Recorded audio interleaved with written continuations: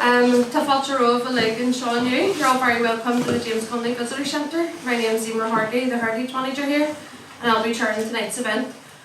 So tonight we're going to be exploring the concept of remembrance and commemoration in a post-conflict society.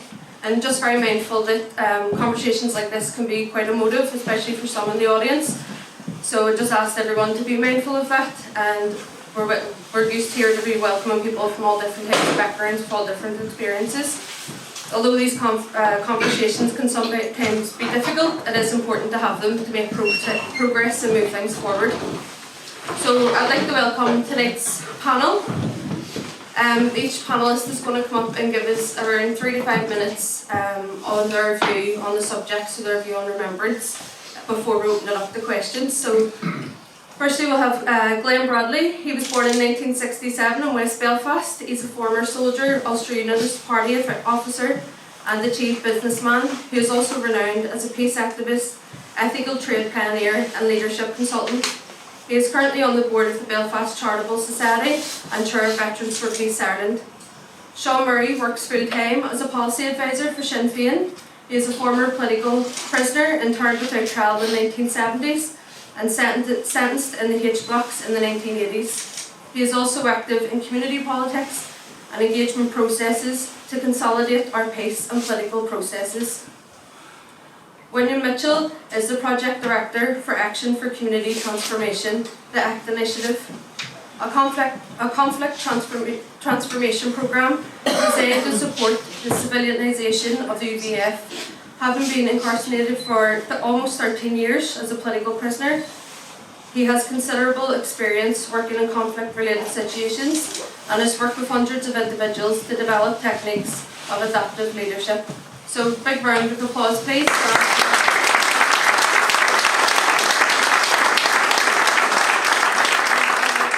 Just ask Glenn then to be our first speaker. See why he tried to throw me. That's a start. Fáilte, it's Misha Glenn O'Brien. Welcome, I'm Glenn Bradley. For those that don't know me, I'm chair of Veterans for Peace, and so that you all understand sort of where we come from as Veterans for Peace, I've placed out little flyers on your seats so that I'm not talking about what we are. It speaks for itself. Remembrance. Remembrance for me is meant to be about uniting across faiths, cultures and backgrounds, to remember the service and sacrifice of people. And that may include soldiers, it may include volunteers. Remembrance for me does not and should not glorify or glamorise war. You know, I was a soldier. I am a veteran. I've lost family, friends and comrades to armed action in our most recent period of trouble. I've been injured as a result of armed action. I've chewed dirt in various theatres. I have suffered because of war and conflict. Yet I believe in remembrance. Totally believe in it, both collectively as communities and individually. For me, being a veteran, I particularly love remembering in the company of surviving comrades. I would be what you class an Armistice Day, man. What do I mean by that? I mean the original Remembrance Day. I truly wish the 2 minutes silence on the 11th hour of the 11th day of the 11th month could be a way in which we all here could possibly come together as a date and reflect on the dead and injured of all war, of all conflict, and collectively swear never again. Indeed, I would like it to become our national holiday. Remembrance Sunday, for me, is a date chosen by the UK government, and it's most certainly not Armistice Day. It's been institutionalised by successive politicians for their selfish aims. The day off brings out fascist members of organised crime gangs, bloaters, posing as patriots but all parading. They are oft welcomed by certain institutions charities and local authorities, and it truly rides me. If I add to that the reality that sponsorship by the armaments and munitions industry to the very people who profit from the suffering of war around some of the charities involved, my chagrin increases. If I add further how poppy memorabilia now ranges from cuddly toys to underwear to lingerie to sex toys to Christmas decorations to stationery, I just feel that it's about commercialism and has got absolutely nothing to do with never again. To me, Remembrance Day is a celebration of war, a glorification of the arms industry, and nothing but a pageant for militarism. The sentiment of solemn remembrance and never again has been lost in ever-increasing politically motivated symbolism and militarism. But as I said, I'm from here.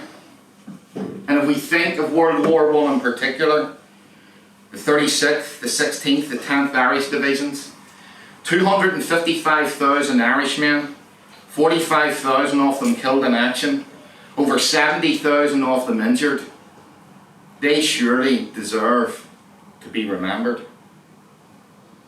But remembrance must involve all stakeholders.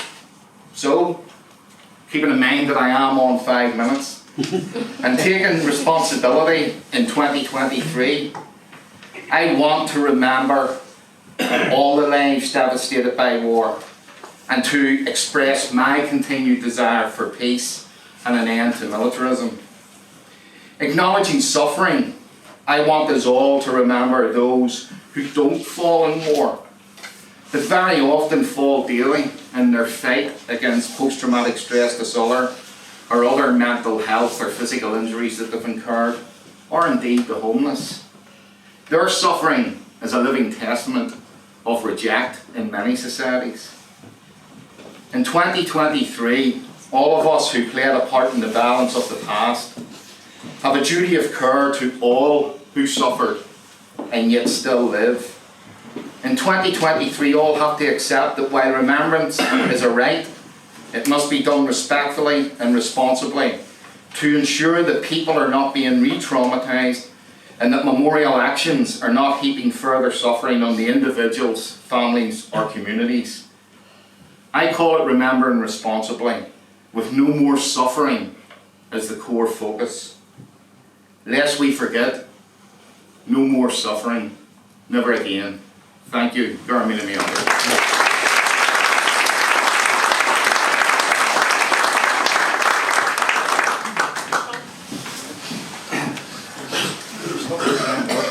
I told you.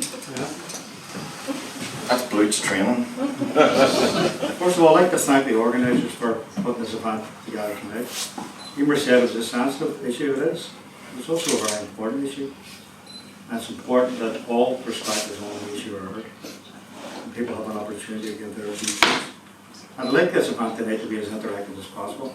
You can play your part too in terms of asking relevant questions, and some of them are challenging questions, but that's the nature of events like this. So remembrance, the sense of pain, hurt and loss manifested in a recent conflict is still palpable today. This is reinforced by the actions of the Tory government, which is currently attempting to impose its Legacy Act against the wishes of the vast majority of the families directly impacted by the conflict and their political representatives.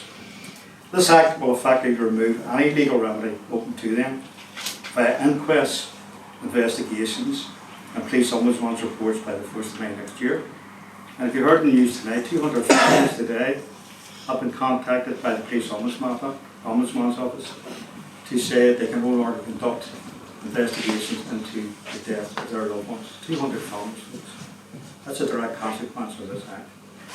We'll also facilitate conditional amnesties for those who may wish to cooperate with this commission established by the Act. So this provides the context in which we approach tonight's discussion. Empathy and sensitivity should inform our approach to any discussion around remembrance or commemoration. We need to have one eye on the past in relation to marking past events. But importantly, the other eye must be on the future and how best to develop a shared future for us and for future generations.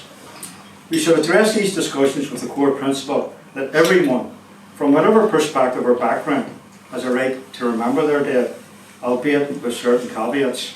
And I'd like to cover the caveats. Any act of remembrance should be conducted in a dignified manner.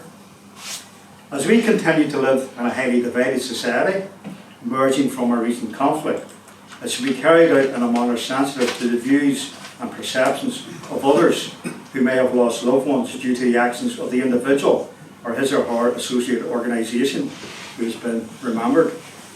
The imagery around commemorations and remembrance will set the context for how others perceive us in current political era. Our space and the various narratives pertaining to the conflict remain contested. There is no single acceptable or agreed narrative of the conflict, as the British government would have us believe. By enacting their Legacy Act, they are attempting to legitimise their narrative of the conflict and impose their perspective as being the honest broker who kept the two warring tribes apart in the sectarian war, ignoring their role as a key protagonist. So we need to listen to and attempt to comprehend all narratives while not necessarily agreeing with them, in a process of attempting to understand and learn from the dynamics of a recent conflict. Any act of remembrance should be held in an area location which is generally receptive to such events.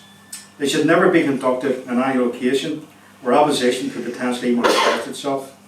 This can only lead to an increase in intercommunal tension and foster division, and indirectly create an unwelcome distraction and controversy for a grieving family. We should be mindful of the generation gap between what I refer to as the conflict generation, our generation. There's quite a few of that generation here tonight, judging by a number of baldy heads, and subsequent generations. The younger generations are too young to have known those who have been remembered, who have been exposed to the conditions or lived experiences of the conflict era. The conditions that led so many young men and women to partake in the conflict no longer exists. For many of them, it will represent a period of our history where the conflict was played out in the streets and lanes where they now live. The Good Friday Agreement has provided us with a roadmap underpinned by a framework of rights, values and rules to manage and facilitate democratic change, including constitutional change. With that in mind, sustainability of remembrance requires new thinking, imagination and inclusive discussion. The challenge for us all is to agree new and novel ways of remembrance that captures the imagination of younger generations while promoting a greater understanding of the genesis of the conflict and a firm resolve that it will never ever occur again. Could we consider the option of remembrance embracing the holding of memorial talks or discussions, the development of archives, the reduction of dramas involving young people, or the award of bursaries for the younger generation as novel methodologies of commemorations? Could this make the act of remembrance less contentious in the current political climate and lead to a more inclusive approach? It is not an argument for totally replacing current forms of remembrance, rather complementing them by reducing the need for so many traditional forms of commemorations. In the post-conflict era, we must also have an eye on the imperative of healing the sense of pain and loss that has visited so many families right across the political spectrum. In remembering, we must also attempt to address this imperative, which should help shape how we remember. As the pain and hurt inflicted on society during the conflict was universal and affected all sectors of our community, can we subscribe to an annual inclusive act of remembrance? This would ensure that everyone, irrespective of their background or the circumstances of their death, who died as a result of the conflict, would be remembered in an agreed and neutral venue. The group Healing Through Remembrance, and I see Kate here tonight, you're very welcome, Kate, has already set a precedent for such an event by organising a day of reflection on the 21st of June each year to serve as a human recognition of all loss. Healing Through Remembrance undertook this initiative, and I quote, to serve as a universal gesture of reconciliation, reflection, acknowledgement and recognition of the suffering of so many arising from our conflict. If we reflect on the caveats and apply the sentiments outlined in a respectful and generous manner, it could go a long way in facilitating the healing process, so essential to developing a genuine process of reconciliation for us and for future generations.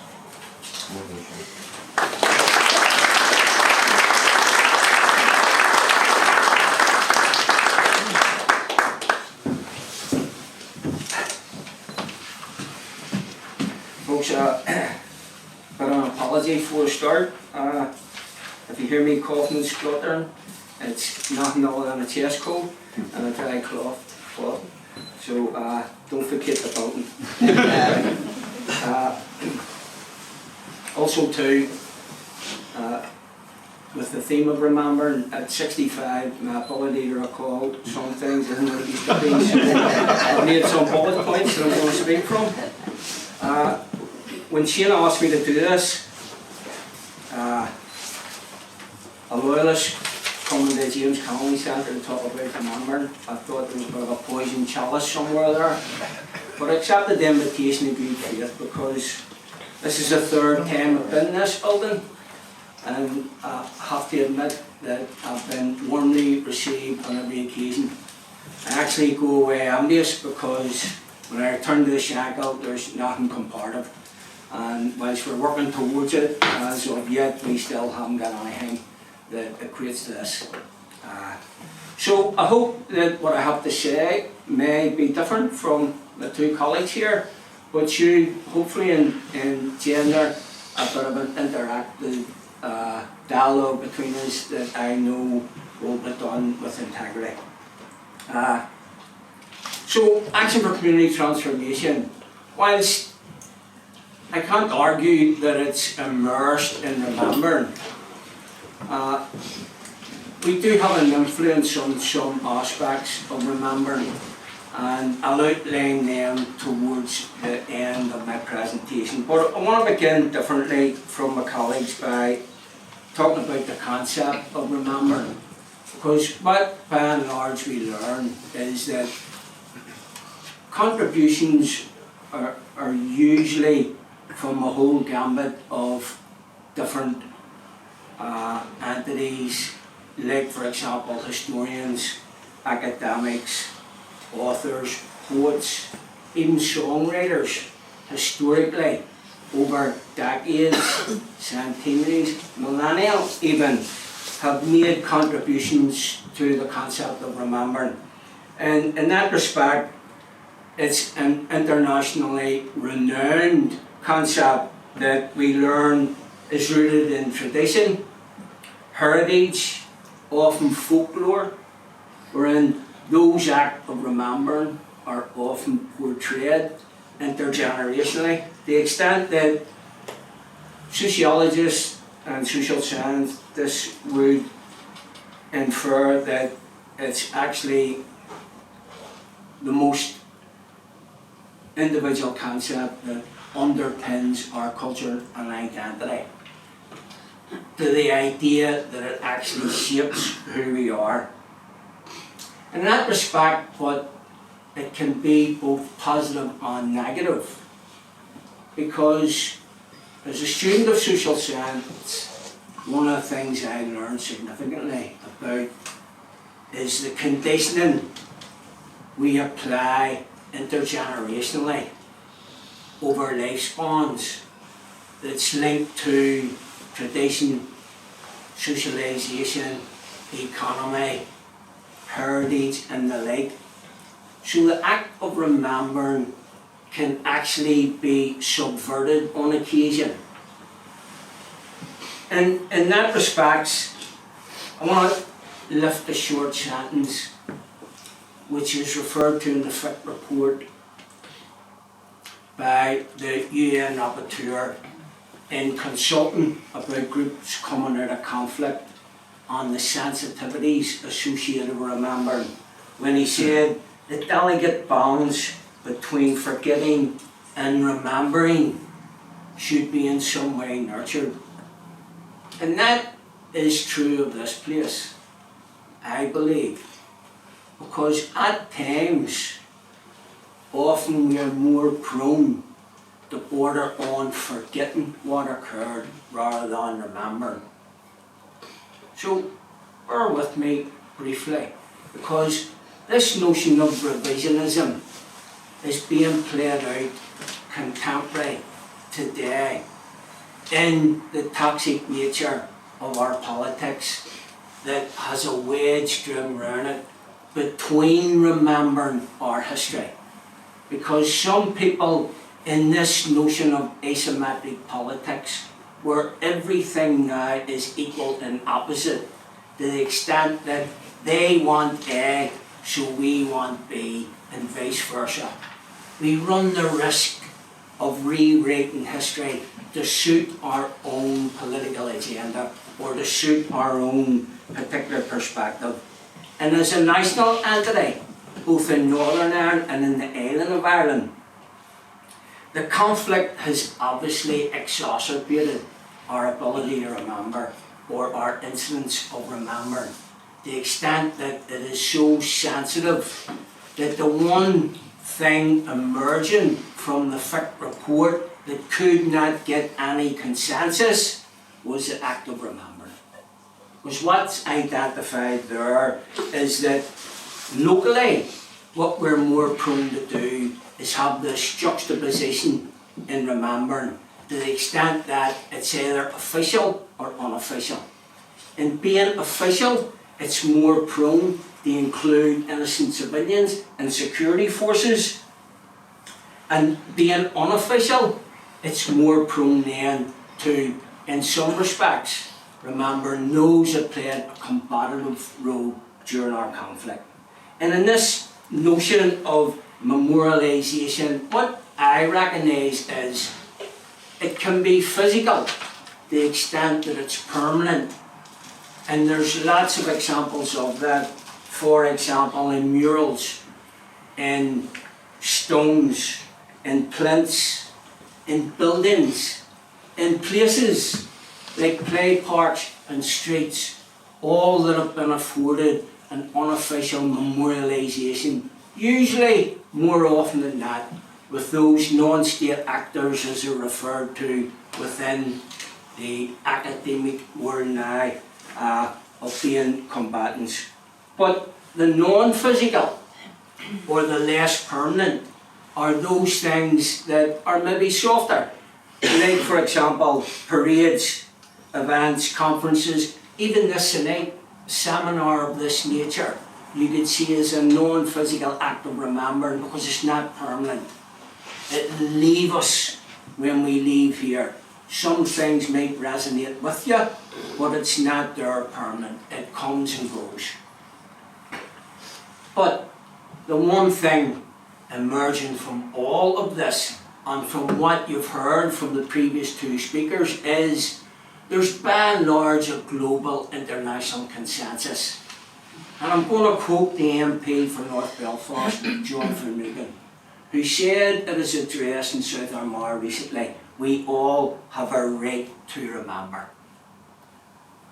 But again, and I don't want to focus too much on the FIC report, but there is some evidence in the FIC report around the consensus of remembering that it should be done in a legitimate way. And what they've identified is it should be lawful, it should be dignified, it should be respectful, it should be sensitive, and should avoid harm. Now, correct me if I'm wrong, we are not very good at doing that in our unofficial memorialisations. We have to look from one month to the next about a parade or an event, or the erection of something, or a mural, whereby we do not adhere to these, as is referred, principled frameworks. That did, I should add, something that should be held up, were a prerequisite to the decade of centenaries. And again, correct me if I'm wrong, there was by and large no real contentious diversion from this ethical framework in the decade of centenaries.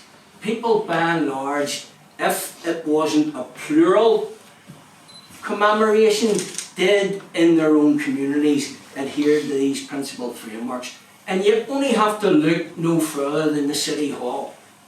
The City Hall, the Boston unionism for decades, with the change in demographics no longer like that, embarked on a consultation process that helped transform it into what you could argue now is a less unionist, more pluralistic demonstration of politics, including any that may have already visited their exhibition, including, whilst my colleague Seán said we have no such thing as a single narrative, and I believe we should not have either.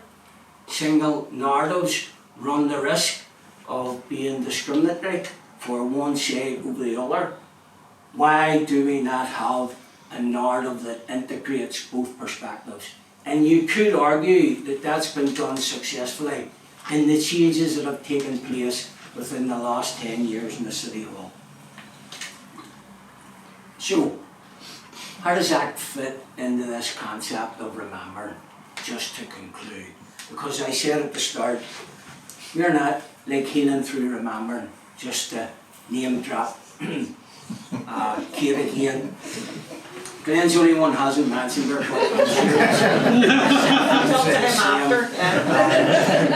I'll see him after. Well, we have played a role, either by back-channeling, behind the scenes, or a certain positive influence on all aspects of remembering within Loyalism on a regional basis. That relates to murals, parades, flags, funerals, bonds, and most recently bonfires. How do we do it? We promote what we refer to as self-regulation.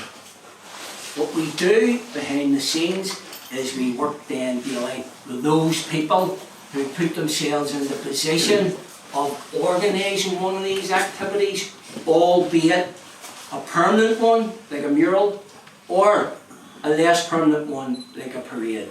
Now, before you all jump on me and say, well, where's your evidence for doing any of that? It's relatively successful, I would argue. Have we changed considerably that people do not harm others when they engage in these events? No. But Rome wasn't won in a day. This is a marathon, not a sprint.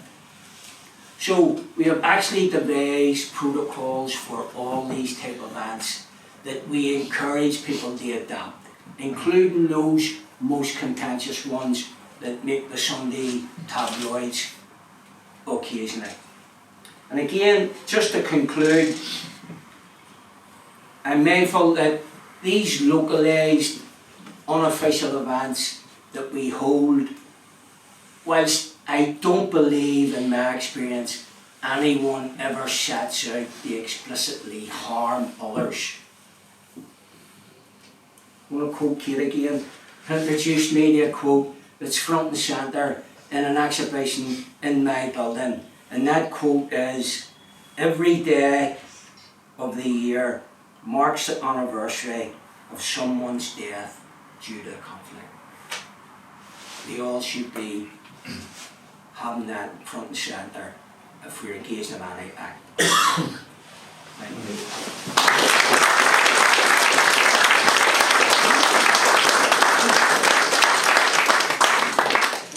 Thank you, Glenn, Seán, William. I think this is a lot to think about. I think we'll bring a lot of questions from the audience and some. But before we do go to the audience, I'd just like to ask you your opinions if the concept of remembrance and reconciliation, would you find it compatible in a post-conflict society like ours? Glenn, maybe start with yourself. Sorry. Would you find the concept of reconciliation and remembrance compatible in our society? Like, do you think it's Not compatible at the moment, but it's absolutely essential that we, as a diverse peoples, come together in our own collective ways, as I said in the talk, either as communities or as individuals, to remember the suffering of the past. For me, it's about suffering. You know, when Seán and I started out more than a decade ago now with the Reconciliation Collective and with being directors in Interaction, you know, our hashtag, for want of a better description, was no more suffering. You know, and even in our own engagements at that time, keeping in mind that Seán, his family, who suffered and lost to the actions of the British Army, you know, it was about in our own engagements assuring that we didn't make each other suffer. And I believe that as a society, a post-conflict society, that it is absolutely essential that we remember the dead of the conflict, all the dead of the conflict, but that we do it in an empathetic way where we are prepared to walk in other people's shoes, where we are prepared to say that, you know, well, yes, that's not my tradition, that's not what I see as what I want to be remembered, but there's many other facets to the conflict, and everybody has a right. And I think going forward, all of us, collectively, must first think, if I do that, am I going to re-traumatise someone?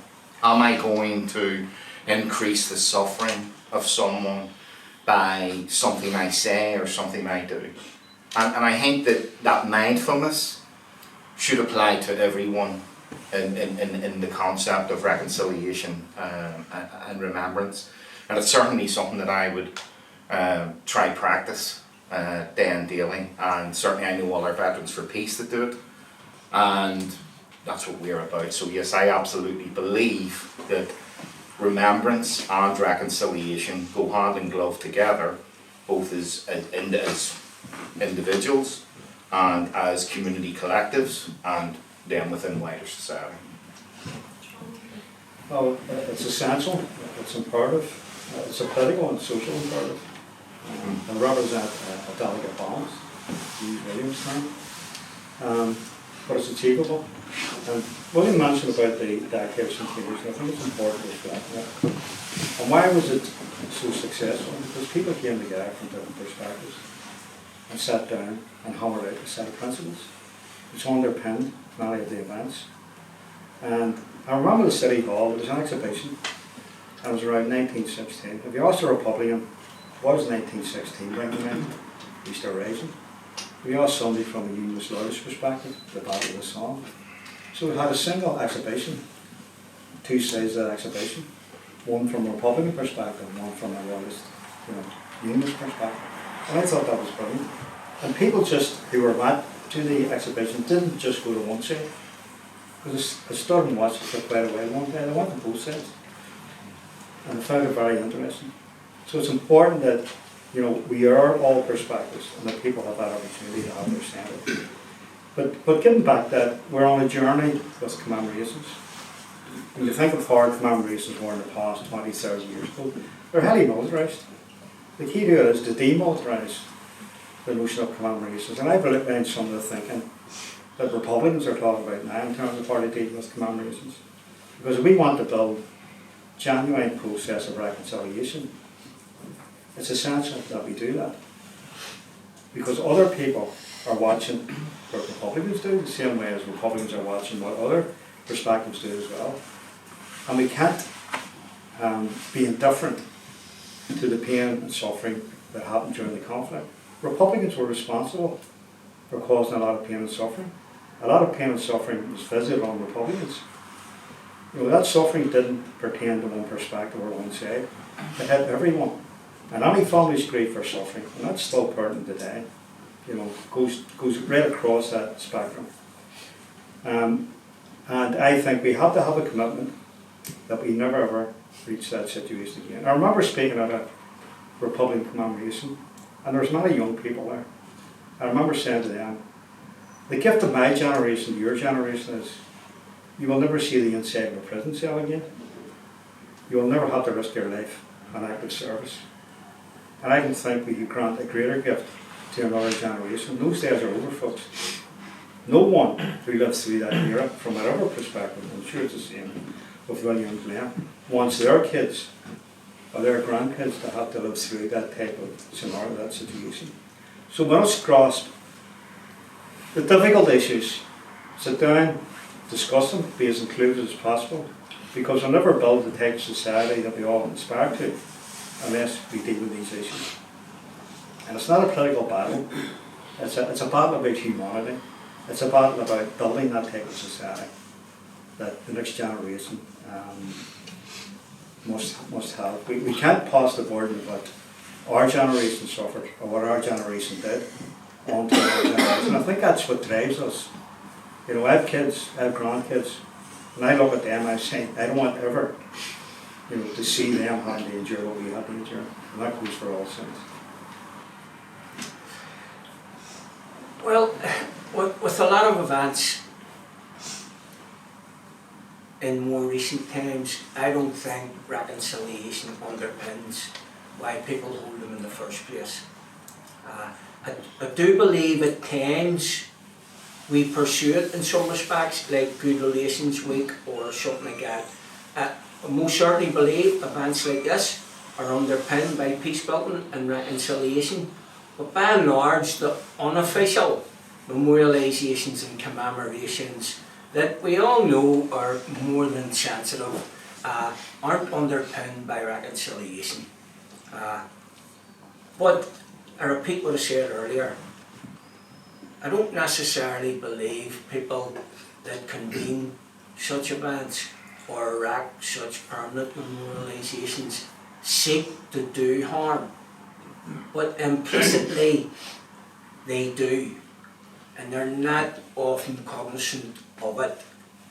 Will we ever get to a period where the starting point of any event is let's not harm someone with this event? Hopefully. But the passage of time makes it easier to host something like a decade of centenaries, because generationally it's maybe affecting someone a bit less than it would if it was real time. And by what I mean is, Sean's just touched on it, we're in an era where people who suffered during the conflict are being visited in the media or in social media or in the papers or whatever by events that harm them more compelled, more directly.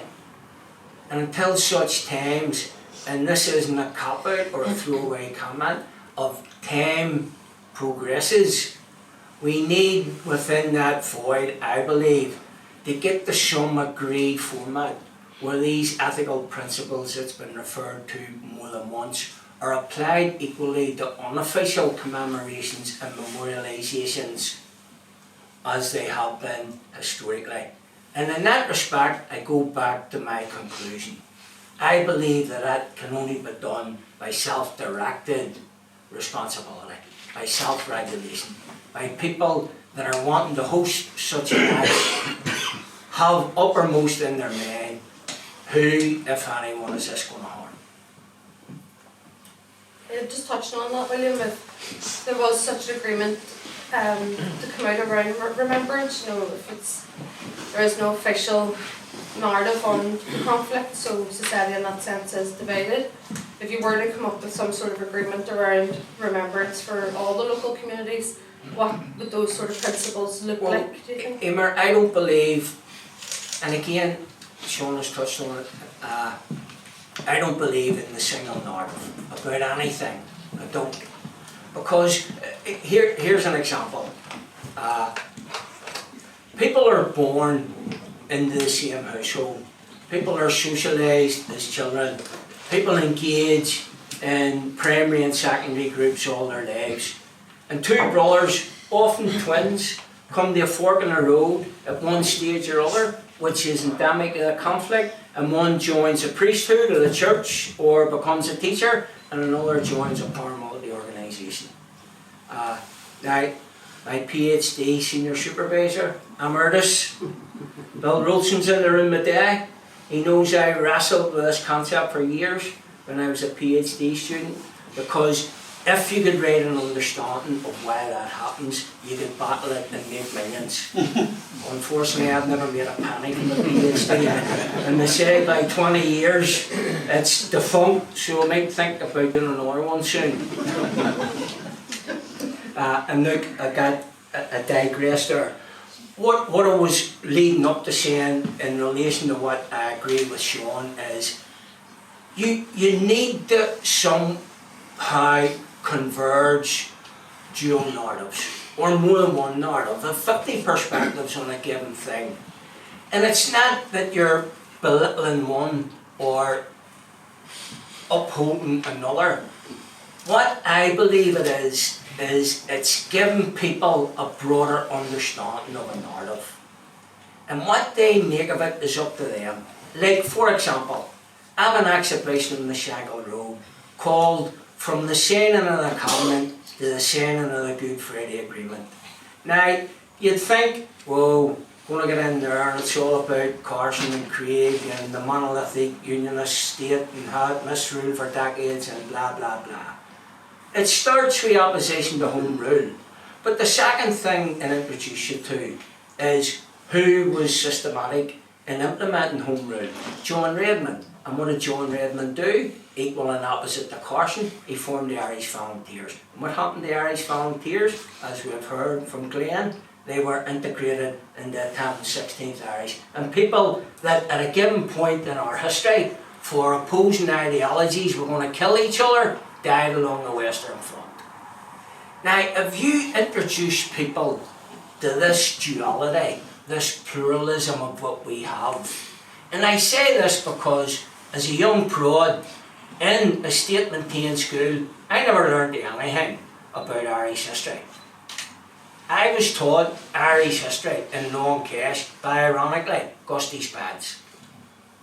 So we condition our young people, as I said earlier, to grow up with this limited understanding of things.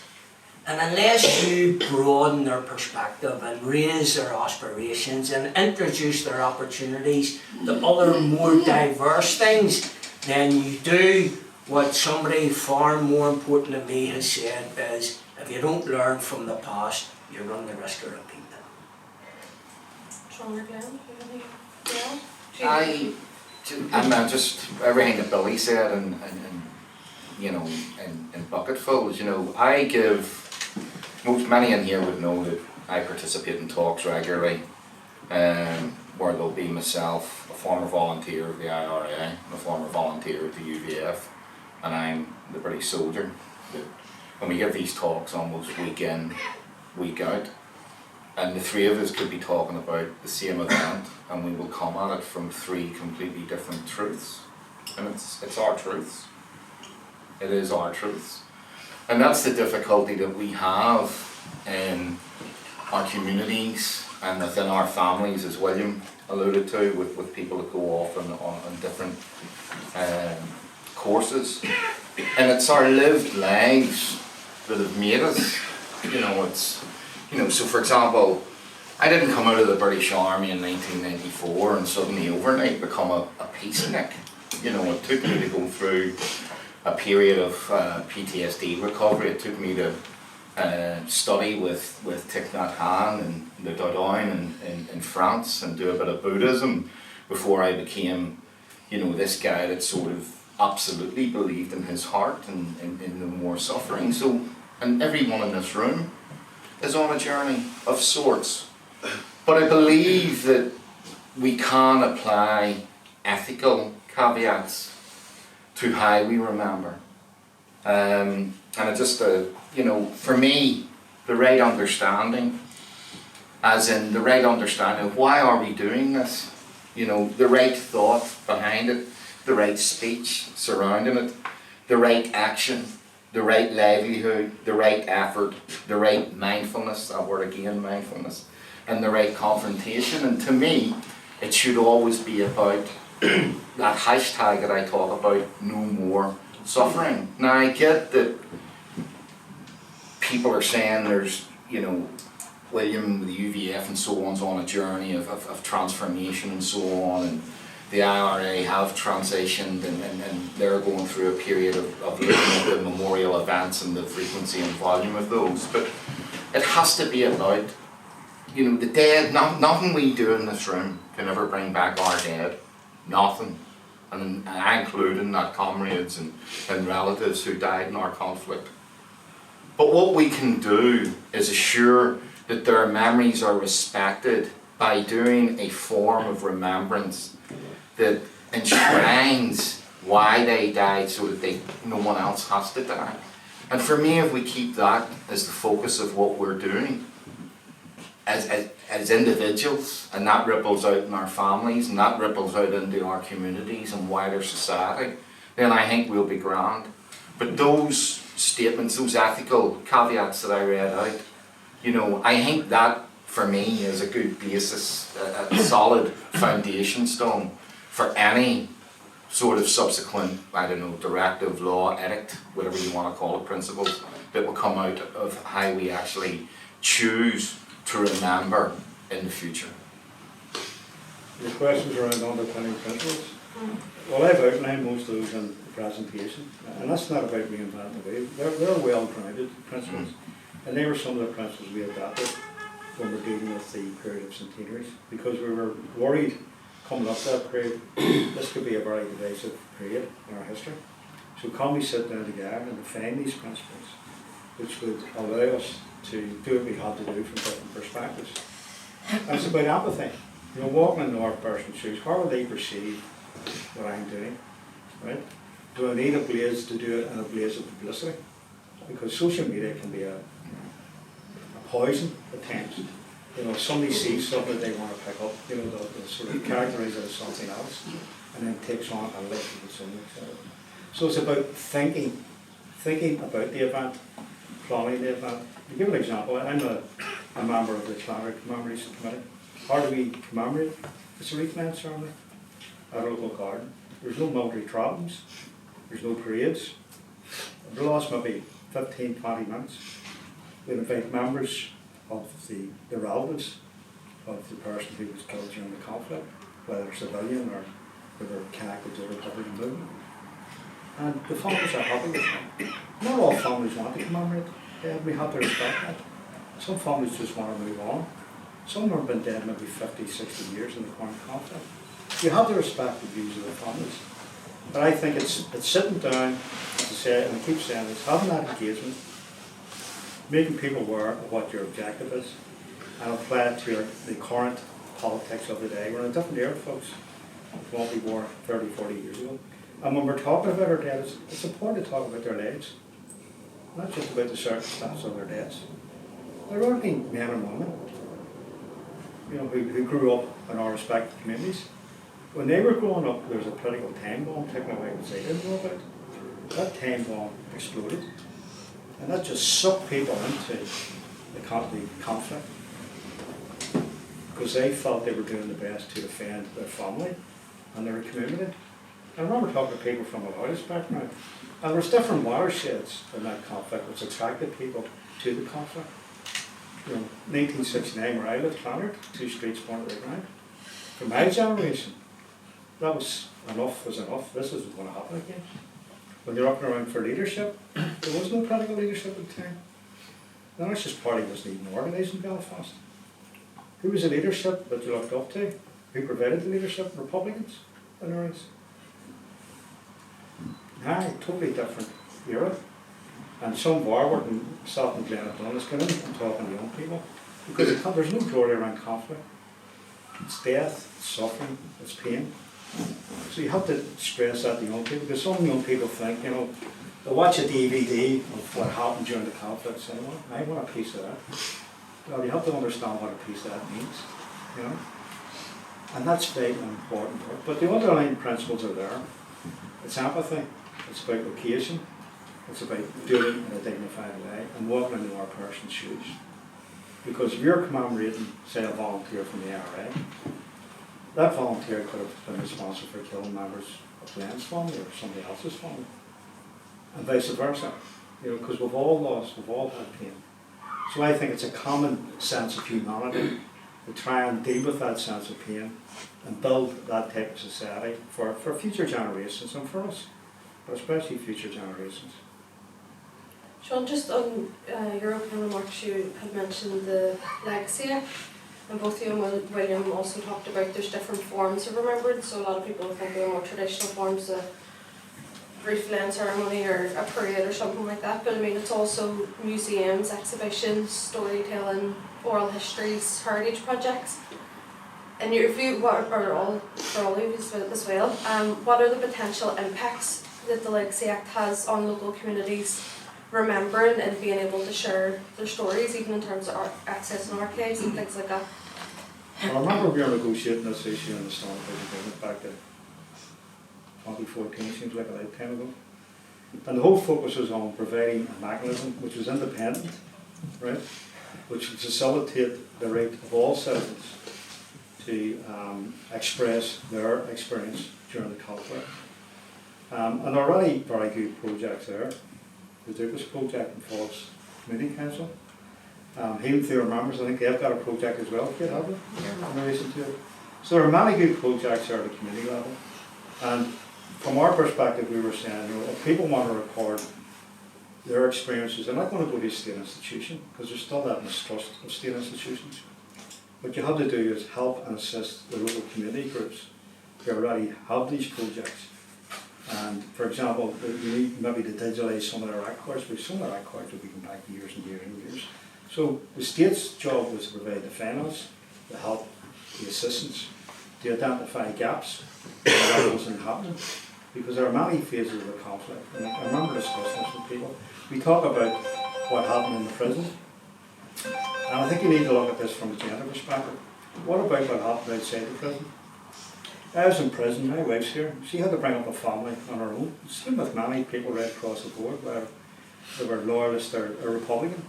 For me, that was a harder part of the conflict. I was in prison with comrades, with friends, and used to give Danny Morrison a hard time, but I went kids too. No, but seriously, we had the easy part. We were in there. The harder part was the families on the outside, and that's not given any air. And that's not been recorded in relation to it. So I think it's important we record all that for future generations to understand the complexities of the conflict and the real suffering and the hidden side, especially for people on the outside. You had to, you know, bring up families, and there was no financial recompense. It was people thinking that because you're Republican, there are all sorts of rewards. There's no financial rewards. And I'm sure anyone from a Republican background would subscribe to that. I'm sure it's the same willingly yourselves. Very difficult period in our lives. So that was what we had worked for, and there was broad agreement around it. What they've done in this act is, one, they've destroyed independence, because if you read through this act, the British Secretary of State will control what he calls designated people. He will pick those designated people.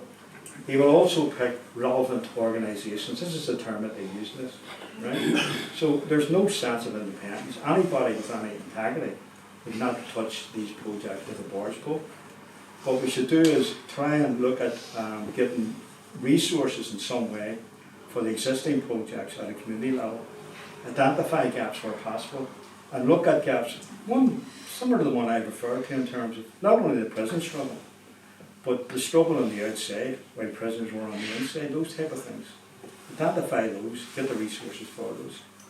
That's part of the problem with that. And you know, if you read that, and I've actually got the act with me here tonight, they try and reinforce their narrative.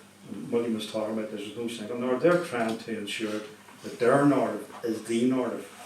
And they talk about, when they're talking to define the conflict, they're putting in the context of warring factions, you know, sectarian violence in a northern context. There's no mention of state violence. There's no mention of the role of the British government as key protagonists, etc. So that's why nobody with any integrity, and I've talked to many academics who work in this field, and they're of the same opinion. They're saying we wouldn't touch it with a barge pole. But that doesn't stop local communities, and I think it's imperative local communities use whatever resources they have to record that history and to provide that opportunity for citizens to give their lived experience right across the political spectrum. Just want to reiterate what Seán has said about the community groups that are doing the oral histories, you know, Claire's and Kate's, and I know there's others out there, you know. Veterans for Peace have not only myself but other members of our organisation have participated in both. And I recently did a thing down in the Linen Hall Library where I was recording that period around the Good Friday Agreement when I was in the Ulster Unionist Party, and we were talking about that, and the girl had asked me, you know, why do you want to do this? And I said, well, it's so that there's a history of my soundings for my grandchildren and the legacy of their children. You know, and it was around the 31st of August, and I was saying, you know, it's actually my grandson's birthday. It's also Henry Joy McCracken. Imagine what it'd be like if you could come in here and listen to Henry Joy McCracken's voice. Well, I want it in 200 years that somebody can hear my voice and my reasons for why I got involved in the Good Friday Agreement and why I was pro the Good Friday Agreement, why I see it as the basis of our democracy here. So I think the oral history projects are excellent. I believe they should be funded by government, they should be widened out. And, you know, I can't add anything to what Seán has said on what this legacy process by a right-wing Tory party that is trying to appease veterans, the veteran community, a certain part of the veteran community within their English constituencies, because that is what's driving this. You know, it's got nothing to do with the people here, it's got nothing to do with the needs of the families of anyone here. It's entirely to do with Tory MPs appeasing a certain segment of the veterans community within their communities, and I would go as far as to say right-wing segments of the veterans community, because like any community, the veterans community is quite diverse, and that's what it's about. And it flies in the face of what we know was agreed at Stormont House, and which had the input of most stakeholders here, and I just think it's diabolical. Well, you know, I can't add too much to what my colleagues have said. It's not often you get three people from such diverse backgrounds that are, you know, rooted in agreeing on one thing, and I totally agree with our two speakers. Just on the legacy issue, the Stormont House Agreement, you know, is dead in the water. It's been ripped up. You know, the proposals originally in it have been superseded by other more unilateral proposals that we all know just for one particular reason. But this notion of some sort of archive that would be a collective representative of all of us, historically these things have been farmed out to the great and the good. It's not projects like took us in through Remember, Act Initiative, you know, it's not them that will be in the position to avail of any of these resources. And again, you know what have we done? So collectively we have come together to do something about it. So we are all part of a newly formed group called CLIN, Conflict Legacy Interpretive Network. And this is a network regionally that promotes archives, exhibitions, museums, call them what you want, but are underpinned by reconciliation or peace building. So you can't be invited to be part of the Conflict Legacy Interpretive Network unless what you present at least is underpinned by this notion of reconciliation. So, as is the nature of this place, we won't sit about and wait for things happening. We get up and do it ourselves.